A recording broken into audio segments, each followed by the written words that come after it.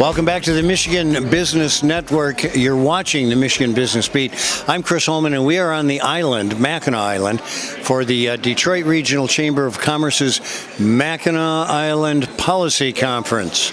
And we have with us right now, we have the new director, Brandy Johnson, of the Community Colleges Association. Let's talk a little bit about that and what exactly that is and what you do. Great.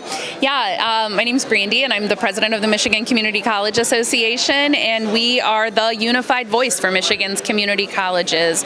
We actually have 31 members, up from 28, and that is because last year we amended our bylaws to allow Michigan's tribal colleges to join the MCCA. So we represent all 28 community colleges, 3 tribal colleges. Our board, I report to a board of directors of 62 people, which is a lot, of all 31 presidents of our community colleges and 31 trustees, one representative trustee from each college. So we look at the management and the governance side of community colleges.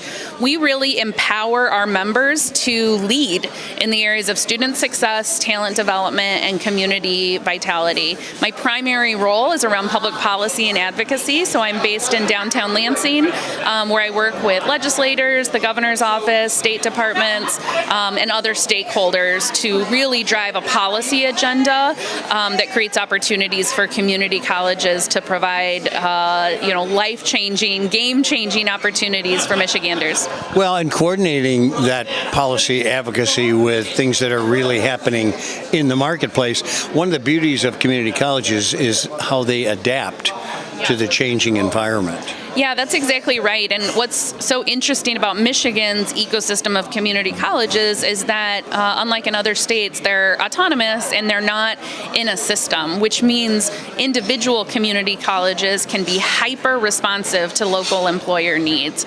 They are able to, without a system overhead or a lot of red tape, able to listen to the needs of employers, quickly design a program that's tailored to meet their needs, stand it up, get students enrolled, and help them complete. And so that's one of the extra magical parts of Michigan's community colleges. All right, so outside of funding, which is always the number one issue, right?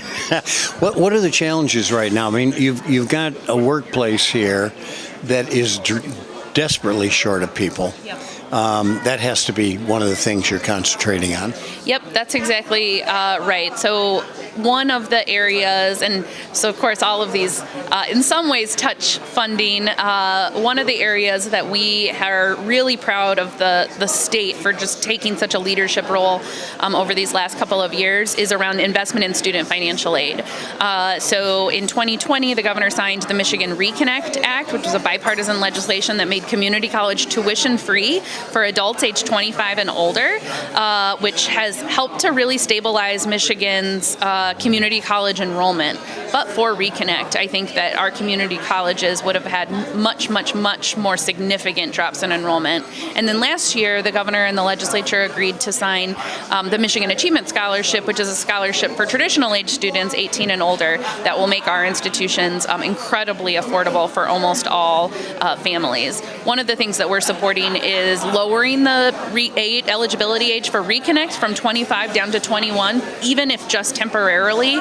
To, if you think about who's 21 right now, it's students that graduated high school during the pandemic in 2020 and 2021, who's had their education totally disrupted and are really disconnected, certainly from education, and in some cases disconnected from the workforce. So I'm looking at these people who are, because community colleges are notorious for having atypical student base, right? But they get back in. How many are in a 2+2 program, and how many are in for vocational training or crafts? Yeah, that's a really great question. When you're talking about adults, the vast majority are in applied programs that are technical in nature, particularly in the healthcare field, in IT, advanced manufacturing, and skilled trades. When you're looking at our younger population, it's more of a mix of students that are there for a technical program. Maybe they did CTE in high school and are continuing their CTE course of study. but a lot of the 18 to 21, which we call traditional age students, are there so that they can save a whole bunch of money before they transfer to a four-year college on their way to a baccalaureate degree. So that represents a huge chunk of our students. That's an awesome way to go, too, as a matter of fact, because getting in, transferring those credits, I know a couple of kids who went to LCC, transferred, went right into the business college at U of M. And that's hard to get into, and all the credits transfer. On our transfer work has just evolved tremendously in a positive way over the last 10 years or so. Now, every single university has signed on to the Michigan Transfer Agreement, which is a set of 30 credits that you can take at community college and they'll all transfer. And then we've built out full 2+2 pathways and about 16 disciplines that universities are generally accepting, which is great. Well, so get us some more plumbers, too.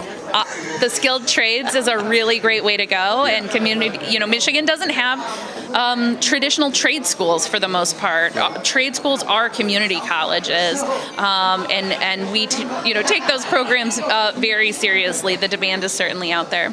Well, Brandy Johnson, CEO of the Community College Association, thanks so much for being with us, and thanks for the good work you do. Thank you so much. Have a great time on the island. You too. And we are on the island, actually, for the annual policy conference, the Mackinac Island Policy Conference, put on by the Detroit Regional Chamber of Commerce. You're watching the Michigan Business Beat on the Michigan Business Network. I'm Chris Holman.